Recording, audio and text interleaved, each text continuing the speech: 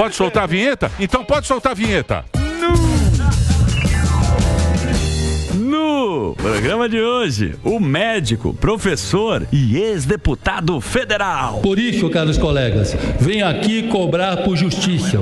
Letra G, justiça.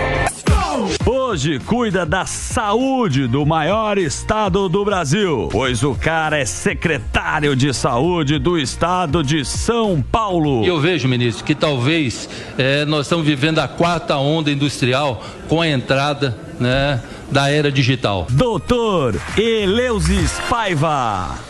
Fala, doutor. Muito bem, uma salva de palmas para o doutor aqui. Fala, doutor. Tranquilo? Como é que vai, Emílio? Tudo bem? Tudo certo? Ou semi-tranquilo? Não, tranquilo na área de saúde nunca, né? Nunca. Verdade. Temos um desafio enorme aqui no estado de São Paulo, mas estamos muito focados, muito apoio do governador Tarcísio, tem sido um parceiro fantástico. Trabalhar com o Tarcísio é muito bom, Emílio. Ele cobra muito, mas ele é extremamente gentil. Portanto, é muito fácil trabalhar com ele. E ele pegou uns problemas, pegou várias buchas aí. Norte, lembra como pegou várias buchas aí e tá se saindo bem, né? A avaliação nossa do grupo, que eu acho que o governador Tarcísio foi até o que me levou a estar acompanhando ele na área de saúde, é uma pessoa extremamente técnica.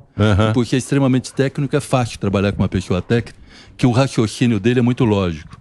E tem apoiado muito a gente na área de saúde. Nós pegamos um grande desafio, Emílio. Pra você ter uma ideia, quando nós já assumimos dia 1º, primeira conversa que eu tive com o governador Tarcísio na primeira semana, eu coloco para ele as necessidades de saúde, né? Saúde praticamente colapsando, filas enormes em todos os lados. Que é da pandemia, né? Pós-pandemia. Sim, mas na pandemia ficou tudo represado. Né? Mas daí nós temos problemas estruturais do Estado. Nós tínhamos no Estado de São Paulo, na primeira visão da primeira semana, 7.800 leitos desativados, fechados no Estado. Quer dizer, você vai enfrentar uma fila tendo quase 20% dos leitos do Estado fechados. Então nós fizemos duas avaliações. Eu trabalho isso igual paciente, a gente atendendo. Uma aguda e uma crônica. Aguda para a gente poder atender agudamente aquelas pessoas que inclusive estavam morrendo em fila. E uma segunda, mudando a estrutura de gestão da saúde. Da aguda eu vou te dar 3 dados, né? Primeiro, que nos chocou, quando nós pegamos a fila de oncologia na gestão do Estado. Nós tínhamos 1.536 pessoas esperando, Emílio, até 8 meses para começar um tratamento de oncologia. Que é onde o cara morre, né? Não precisa nem ser médico para fazer esse diagnóstico, né? 8 meses para começar um tratamento já era. Então nós fizemos uma proposta que em 100 dias nós não íamos deixar nenhum paciente no máximo 60 dias para começar. Para isso nós tivemos que ampliar os 2 setores que nós temos no Estado. O que é? UNACOM e CACOM. O que é UNACOM? São as unidades de oncologia. CACOM são centros de oncologia. O governador do Estado, parceiro da saúde, colocou 400 milhões para a gente poder ampliar e atender essas pessoas. Em 100 dias, que era a proposta, nós já atendemos mais de 40 mil pessoas e hoje, na área de gestão estadual, nós não temos nenhum paciente com mais de 60 dias. Outro lado que estava morrendo gente em fila também, parte de cardiologia, cirurgia cardíaca. Identificamos 4 cirurgias, Emílio. Cirurgia de revascularização, o que o leigo chama lá da ponte safena, né, que é a revascularização no miocárdio. Cirurgia de congênita adulta, congênita infantil e valvulopatias. E aí nós começamos a aprender como que a gente tinha que mudar a gestão. Nós estamos fazendo um grupo de estudo e esse grupo de estudo avaliando o número de cirurgias que nós tínhamos para poder lançar o mutirão. Aí fizemos primeiro o que estava na regulação do Estado, achamos um número. Mas daí logo me falaram, olha, mas os municípios também têm fila própria. E é direito do município, porque eles têm gestão plena. Aí nós fomos atrás dos municípios para conhecer a fila.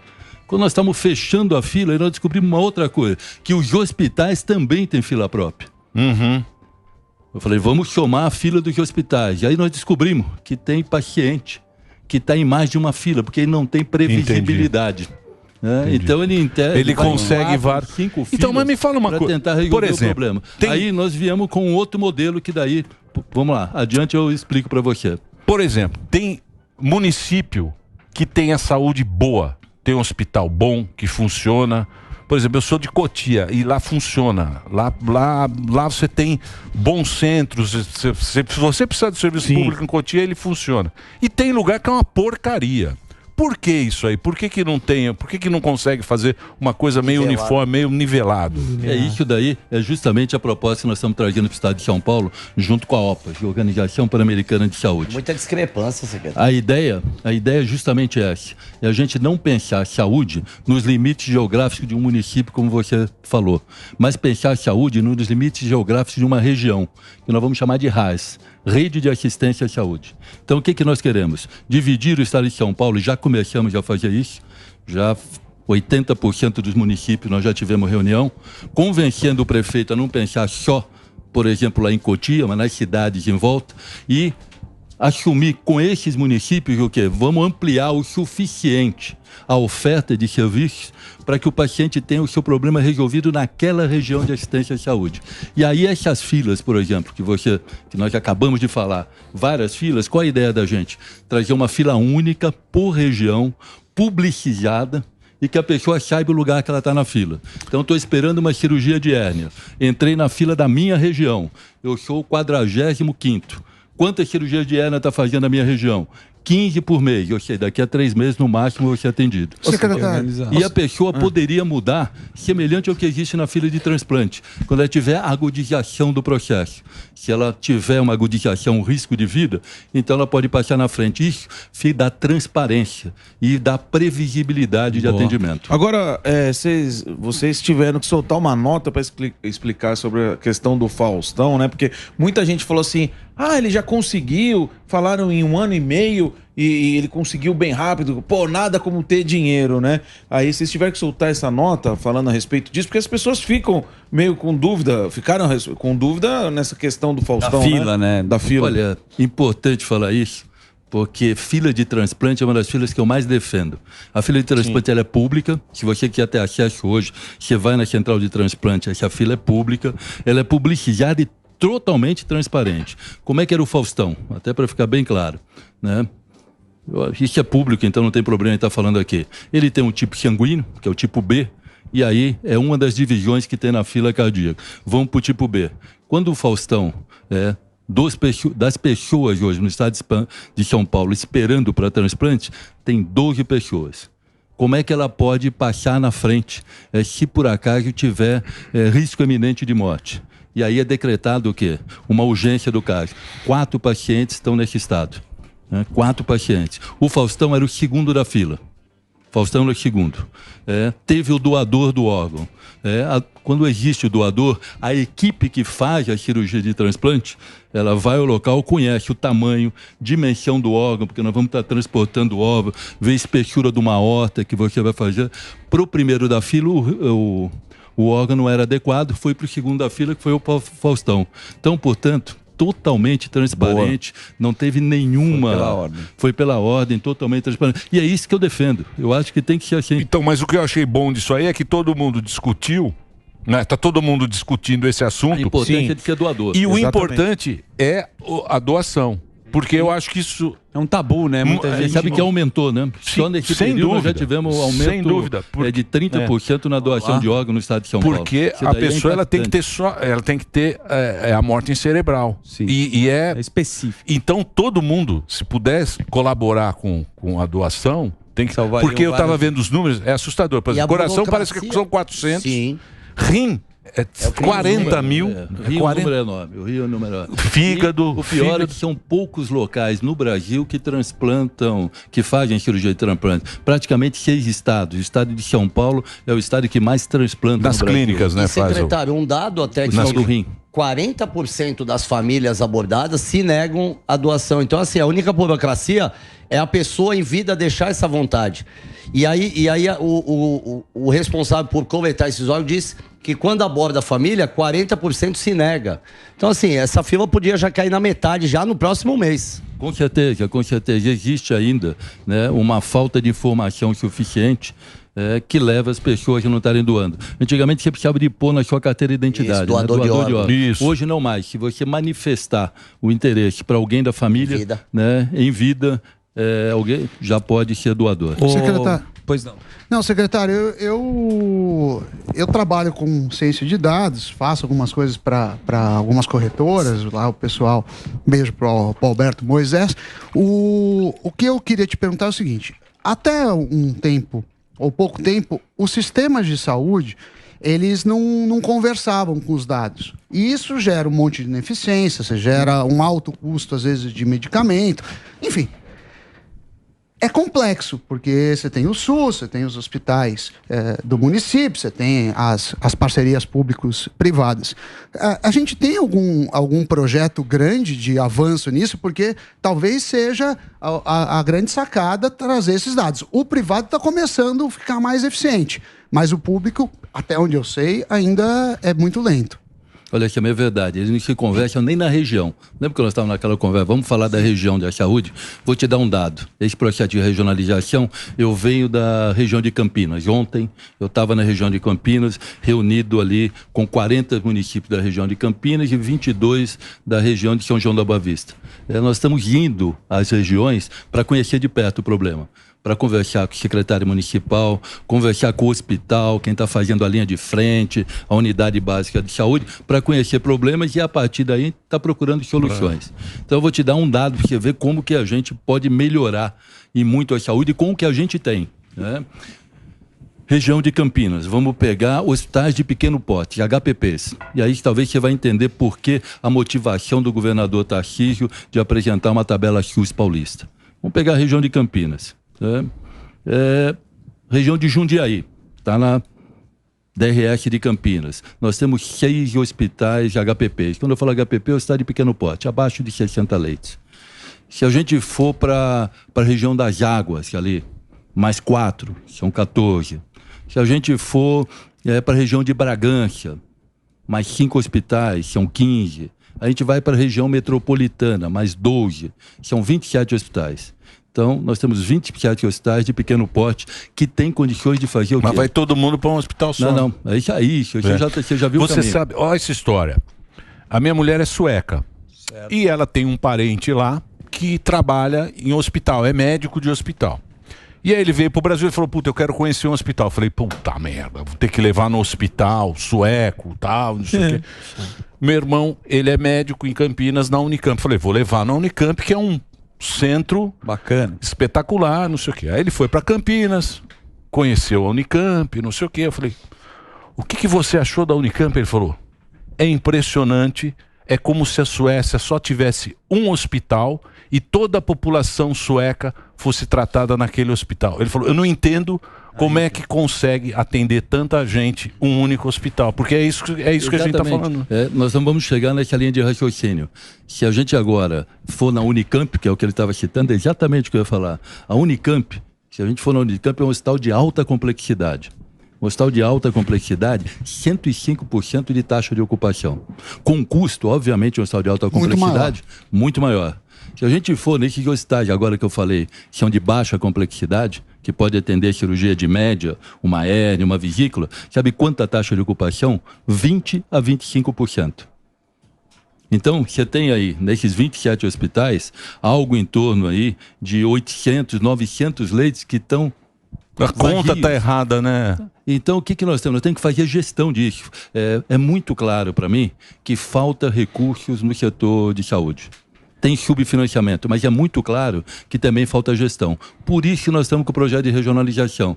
Agora, por que esses hospitais, que é a outra pergunta, mas por que o hospital está vazio, né? Por quê? Porque o provedor daquela Santa Casa, que normalmente são Santa Casa, hospitais sem fim lucrativo, ele não é bom, ele é ruim. O que está acontecendo? É exatamente isso. A tabela SUS não aumenta há 20 anos. Então, quanto mais esse hospital atende, quanto maior a dívida que ele cria. Então ele atende mais, a dívida aumenta. E a dívida vai aumentando. Então quase todos eles estão praticamente para alimentar. Por isso a ideia do governador Tarcísio falou, vamos fazer uma tabela SUS paulista e remunerar adequadamente. A hora que a gente remunerar adequadamente, esses hospitais vão passar a atender. A gente vai poder aumentar a oferta. E a gente vai poder aumentar a oferta. A Unicamp, por exemplo, vai diminuir um pouco o impacto nela. Ela vai poder rodar as filas de alta. as pessoas de média e baixa vão ser atendidas perto de casa, que é a história, saúde perto de você. E nós resolvemos o problema da região. Sim. Então, temos que mexer na estrutura de gestão. E a outra coisa importante é que cada região do estado não tem o mesmo problema. Nós viemos de registro, lá a dificuldade é uma, na região de Campinas é outra, na região de Rio Preto é outra. Então nós temos que personalizar a gestão, esse é o grande desafio. Ô, secretário, Deixa eu só fazer um break. Quem falou? Você que falou? Então, por favor, pode fazer um break aqui para nossa rede de rádio da Jovem Pan e daqui a pouco a gente volta. É isso aí, vai lá, Reginaldinho. Posta a voz. Muito bem. Secretário, o Sami trouxe essa história e a gente estava falando sobre os planos de saúde que tiveram uns aumentos exorbitantes. Eu sei que são a maioria privados, mas o que vocês podem fazer ou interferir, porque no final das contas, né, tá na sua pasta. Não, olha, setor privado de saúde não está na minha pasta. Não, mas falei pro Zuckerman. Calma, vamos lá, vou corrigir. Eu vou corrigir. Que interfere para a população. Isso é regulamentado pelo governo federal na ANS, Agência Nacional de Saúde Suplementar. Existe uma lei específica e essa agência é que regula esses planos de saúde, é uma agência federal. O que acontece, aí o senhor vai falar, o impacto cai na nossa pasta. Por quê? Porque se aumenta abusivamente esses valores, as pessoas passam a não ter condições de pagar e acaba o quê? Sobrecarregando o sistema único de saúde. Mas tem uma coisa mais grave para te falar, que até me chocou, eu não tinha ideia do tamanho.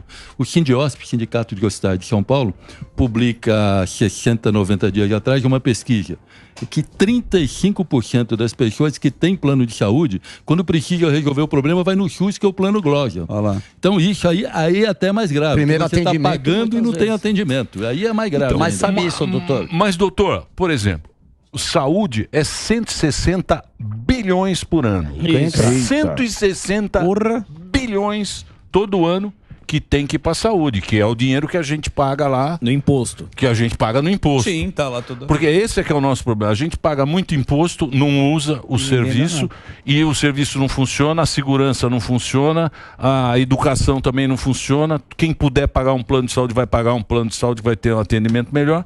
E é esse que é o grande problema, porque é muita grana. Onde é que ela se perde? Na realidade, que você fala, o recurso, vou te dar dados para dizer o problema que vai cair lá no município que você falou. Entrada do ano 2000, né? Teve uma PEC, na época era uma PEC, uma proposta de emenda à Constituição, que era chamada PEC 29, que a gente brigava para colocar recursos mínimos de investimento na saúde nos 3 níveis: município, estado e União. E essa PEC foi aprovada, só que não deixaram colocar o limite mínimo para o governo federal. Ficou 15% no mínimo para o município, 12% no mínimo para o estado, e a nível federal não se conseguiu colocar esse limite mínimo. Isso leva ao quê?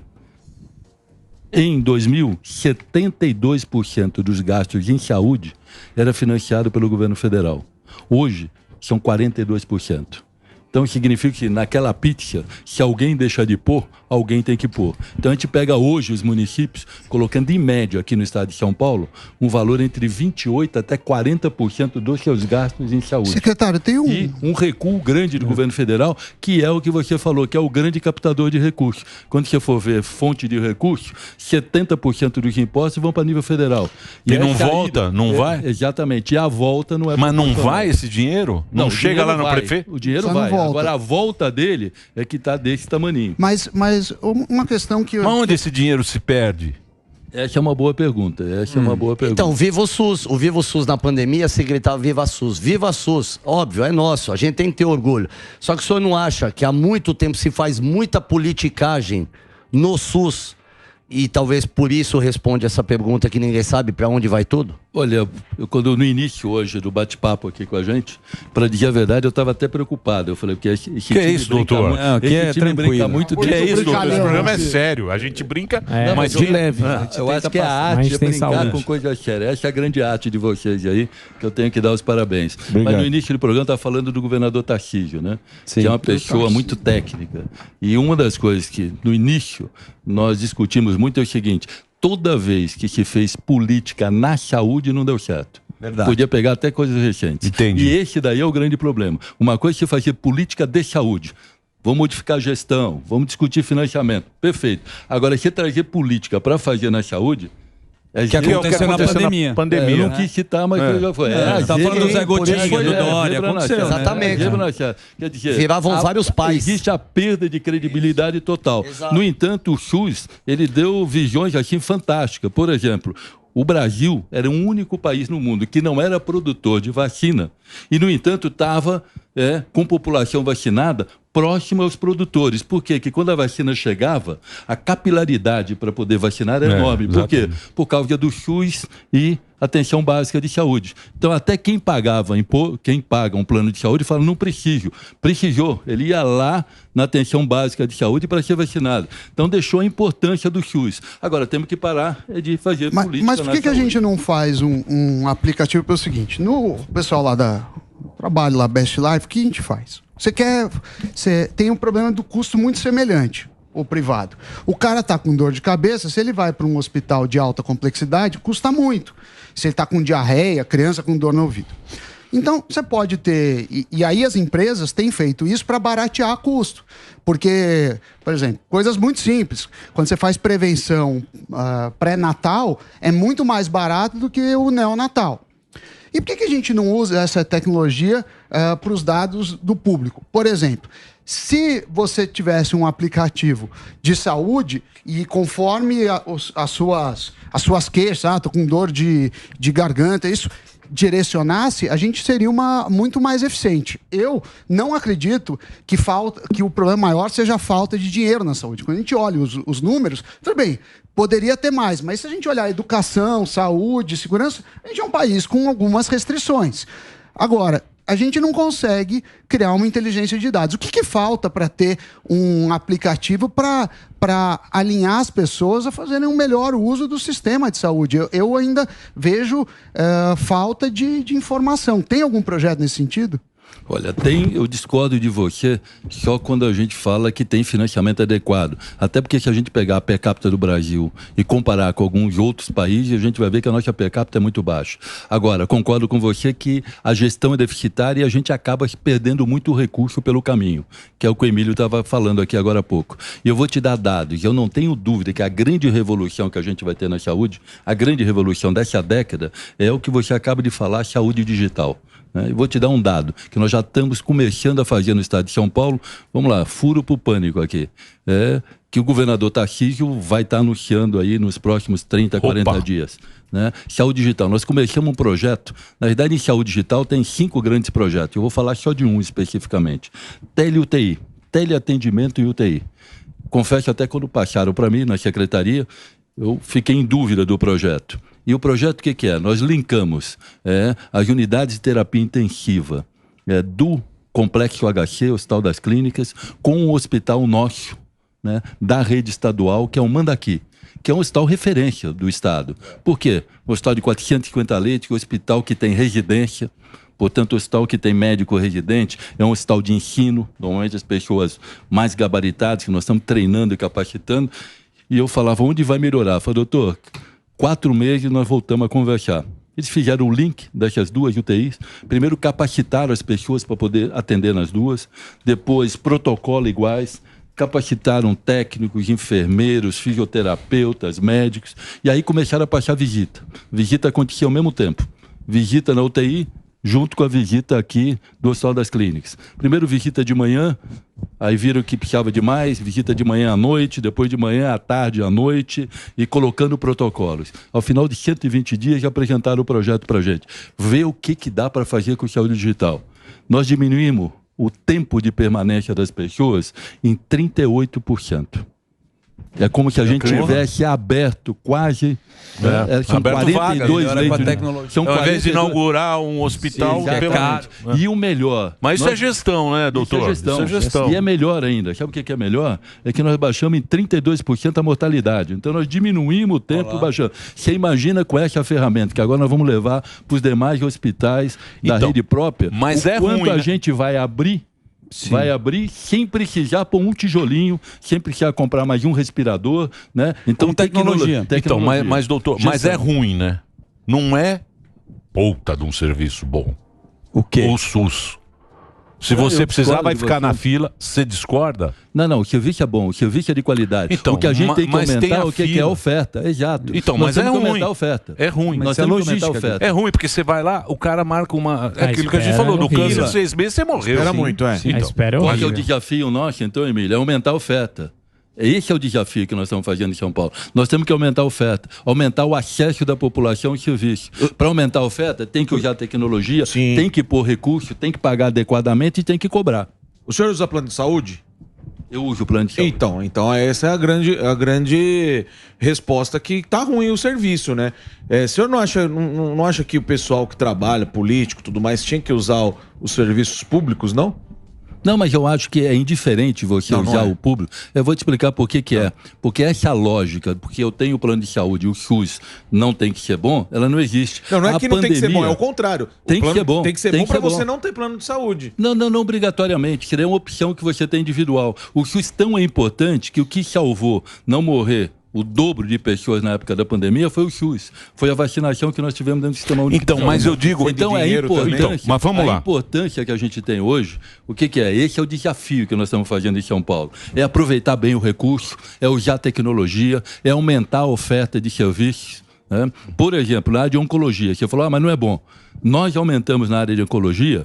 Hoje, nós aumentamos 40 mil pessoas, aumentando nos primeiros 100 dias. Como é que foi? Aumentou a oferta. Então, quem for pelo Estado, hoje vai estar sendo atendida na área mais de ou oncologia. menos, mais ou Ah, menos. mas Não, é- pelo Estado mas- tá. mas a gente não- Mas o ponto que eu não- coloquei aqui, se o Agora, o que político é? O tivesse... desafio é enorme. O desafio é enorme, não tenha dúvida disso. Mas a questão que eu coloquei aqui, se o político tivesse que usar o serviço público, com certeza não teria todos esses problemas que tem. Porque a partir do momento que toda essa casta precisa daquele serviço, tudo fica bem bonito e melhor. Agora, o que eu queria perguntar para o senhor a respeito de quem já usa, quem precisa, quem não tem opção, não tem dinheiro para ter um plano de saúde e chega em vários hospitais de bairro, chega lá, é médico que não está trabalhando, médico que está dormindo. O que vocês têm feito a respeito disso? Porque existem muitas denúncias de médicos que não estão no plantão que deveriam estar. O que vocês têm feito a respeito disso daí?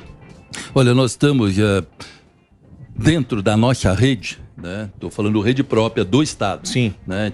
Tipo, consigo olhar minha rede. Eu tenho 3 tipos de hospitais nessa rede. Eu tenho os hospitais fundacionais, que estão dentro das fundações, são as autarquias, por exemplo, o Hospital das Clínicas, o Hospital de São Paulo, o Hospital da Unicamp. Que É você só tá falando. hospital top, né? Não, esses são os Clínicas é fundacionais. top do top. Não, eu sei, mas são hospitais, eu estou falando dos 3 tipos que eu tenho. Esses são os fundacionais, Certo. são as autarquias. Esse é um tipo. Eu tenho o segundo tipo, que são as OS, né, que operam aí quase 40% de hospitais. E tem os hospitais da administração direta, que estão diretamente ligados ao Estado. Para cada um deles, nós temos sentado e conversado e colocado metas. Né? E a ideia é cada vez mais trabalhar na transparência. Por exemplo, OS, né? Quem que é hoje o coordenador de OS do Estado?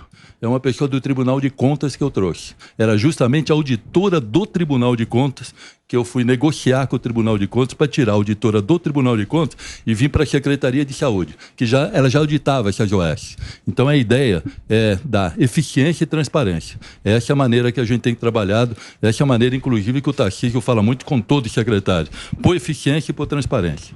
A gente calcula risco porque veio uma pandemia aqui. Beleza, a gente viu quanto a gente gastou de dinheiro. Vocês estão preparados, né? Tem epidemias, pandemias, o que vocês estão nessa linha preparados para atender? Está pensando no futuro. Lógico. No futuro. Vai ter outro. Exatamente isso. Nós estamos montando como se fosse uma agência para poder fazer rastreamento de dados na rede e manter ligações com órgãos internacionais, justamente para qualquer rastreamento desse a gente já poder ascender e estar na frente. Né? Eu acho que o Estado de São Paulo tem a obrigação de estar na frente. Um grande parceiro que nós estamos tendo nesse momento, que tem funcionado muito para a gente, é o Instituto Butantan. Né? Que Tem uma também figura... foi politizado, né? Foi. O que foi, eu não olho muito passado. Eu estou sempre olhando o presente. Hoje, o diretor do Instituto Butantan é um médico, era o professor titular de infectologia da Universidade de São Paulo, que é o Dr. Esper Calas. A ideia... Estamos trazendo aí pontes internacionais importantes para a gente. Instituto Butantan começa uma produção aí acelerada de vacinas, né? Algumas, né? Por exemplo, dengue. Provavelmente dengue no próximo ano. Vamos ter uma vacina legal. De dengue aqui, com cobertura de mais de 80%. Isso é bom, hein? A vacina do Covid não saiu ainda do Butantan, né? Tá em fase de... A calcinha vaca. Não saiu calcinha ainda. vaca. Calcinha vaca tá difícil. E foi gasto um dinheiro relevante. Eu sempre parto da premissa seguinte, eu não olho o passado, mas o olhando Instituto pra é o gente. mesmo. Estamos olhando pra gente. O que é? O Instituto é o mesmo. O Instituto é o mesmo, a direção é outra, né? Pesquisadores novos e a visão é de dar um norte diferente. Ô, secretário. O norte do Instituto Butantan é um desafio grande, né, doutor? Que não será político de hipótese de maneira e não será utilizado politicamente. Doutor, é um desafio grande, né? O grande desafio, né, dos políticos é aquilo que a Constituição nos oferece como direito, né? Que é saúde, educação e segurança, que está na mão do Estado e sempre é mais ou menos. Bem mais ou menos. Né? Ô, secretário, eu queria até fazer uma pergunta referente a essa questão que o Emílio levantou, tanto da segurança quanto da saúde. A gente tem aí a Cracolândia, que na maioria das vezes quando a gente fala sobre é uma questão policial, é uma questão de segurança, e na verdade é uma questão de saúde também. Então eu queria saber o que a Secretaria está fazendo aí para tentar amenizar o que está acontecendo no centro da cidade. Olha, Cracolândia, né? Acho que foi um dos primeiros atos do governador, ele tornou isso público. Era uma grande preocupação que a gente já tinha em campanha e vinha discutindo esse assunto. E a primeira visão foi exatamente essa. Cracolândia não dá para pensar com objetivo só. É só segurança pública? Não é. É só saúde?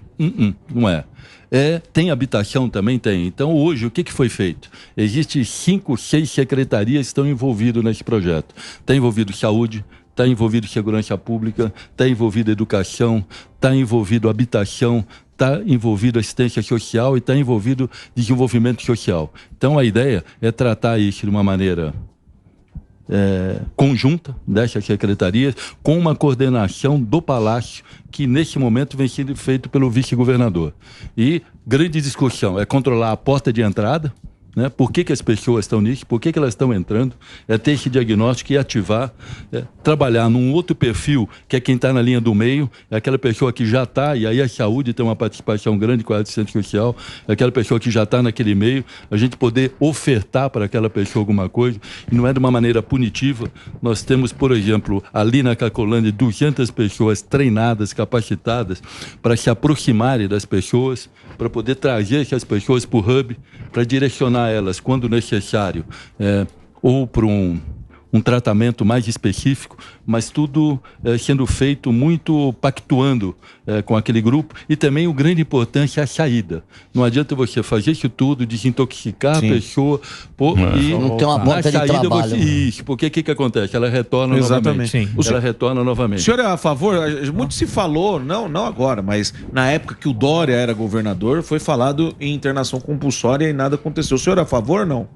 Olha, a internação compulsória, ela existe por lei, naquelas pessoas que pode oferecer algum risco para a sociedade e para a pessoa que está ao lado. Fora disso, não existe. Mas a gente vê direto. O risco, a gente vê direto na região ali. Aquela horda, parece uma Zumbilândia, atacando comerciante, atacando policial. Morador que mora no entorno ali. Aquilo ali, se não for um problema que pudesse resolver com internação compulsória, eu não sei o que seria mais. Vai esperar quantas lojas fecharem, quantas pessoas serem atacadas para isso acontecer. O senhor acha que chegou nesse ponto de ter que tentar entrar com uma ação aí na justiça para internar compulsoriamente as pessoas ou não? Porque as pessoas, quando têm uma avaliação médica específica de risco, elas são internadas. Quantas pessoas foram esse ano? Olha, nós tivemos, compulsoriamente eu não sei te falar esse dado. Compulsoriamente, nós aumentamos a oferta de quase 500 leitos, nós aumentamos a oferta para o hub, de quase 500 leitos à disposição, fora o que nós temos nas nossas comunidades terapêuticas. Então, a oferta é muito grande. Agora, uma coisa importante é que as pessoas, mesmo sem necessitar de uma ação como você coloca, o que nos surpreendeu muito é que o número de pessoas que aderiu ao hub, que foi ao hub procurando tratamento, foi múltiplos do que a gente imaginava. A gente imaginava o contrário, vamos ter que ser mais rígido. E na realidade as pessoas aderiram muito mais. Por isso nós tivemos que ampliar rapidamente aí 500 leitos para poder absorver essa comunidade. O senhor sabe que a Soninha começou a trabalhar com calça. A Soninha manja muito disso e ela falou um negócio... Ele mandou ela embora. E ele mandou ela embora. Mandou. E ela Vídeo falou um triste. negócio, porque ela falou o seguinte, que esse tratamento tem que ser personalizado. Individual. Cada um é um ser humano que está ali. Cada um é um caso.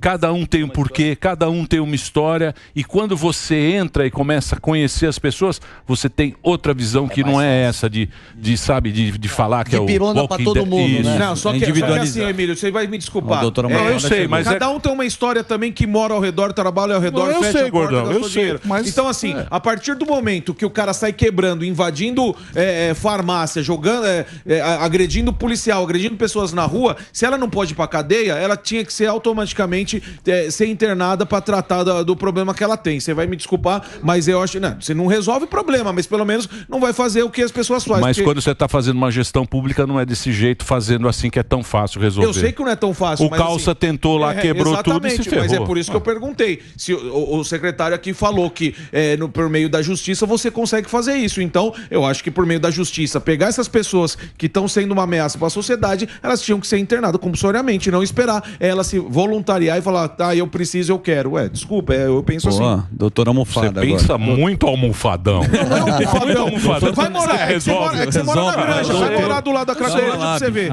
Mas a solução é muito simples. Falar, tem que prender todo mundo. Não é bater prender, todo mundo, é internar para tratar as pessoas. Eu acho muito louvável o que o governo está fazendo, todo esse acompanhamento de depois dar um norte para a pessoa, para ela não voltar para as drogas, só que essas pessoas que são agressivas, que agridem as pessoas na rua, invadem o estabelecimento, fecham o comércio, elas têm que ser internadas compulsoriamente, porque como o secretário falou, essas pessoas que são uma ameaça, elas podem sim. Então, eu acho que o governo tinha que pegar essas pessoas que são ameaça e pedir para a justiça para internar compulsoriamente. Esse é um problema que está tendo na Califórnia, que é o lugar mais rico do mundo. Está tendo no Canadá, em Toronto. E a turma quer liberar a droga aí. Sim, mas é um problema que a gente tem que enfrentar. Pois é. E tá aí o Tão querendo secretário. liberar as drogas ainda. E o significado do nome do nosso querido Eleusis é o seguinte, presta atenção, almofada. Preste atenção. Doutor Tonelada. Qual é o significado, almofada? Doutor Almofada. Doutor Almofada, ele é muito radical. Doutor Almofada, ele quer sentar no conforto do doutor Tonelada. Ele quer. Ele é formado em Stanford. Tudo na porrada. Eleusis, sabe o que é? O que quer dizer? Aquele que muito sabe. Aê, vai. Não é isso? E é o seguinte, eu vou dar um número da sorte pra você jogar no bicho do Eleusis, tá aqui, ó. É 559 559. Doutor, muito obrigado pelo papo. É sempre muito importante a gente trocar essa ideia, trazer informação pro público. Eu achei que foi muito importante esse negócio do Faustão, porque parece que é a fila de sempre. Conta com a gente aqui para levar informação para a população desse jeito do pânico. Obrigado, Emílio. Obrigado, eu queria viu? agradecer muito, até para falar para quem está nos assistindo, que o Estado de São Paulo está avançando. Vamos resolver todos os problemas de uma vez só? Não. Mas o importante é ter a certeza que hoje está melhor do que ontem e que nós vamos fazer o amanhã melhor do que hoje. Boa. Muito obrigado pela presença. Vamos pro break aqui, que hoje o programa tá bom. Obrigado, doutor.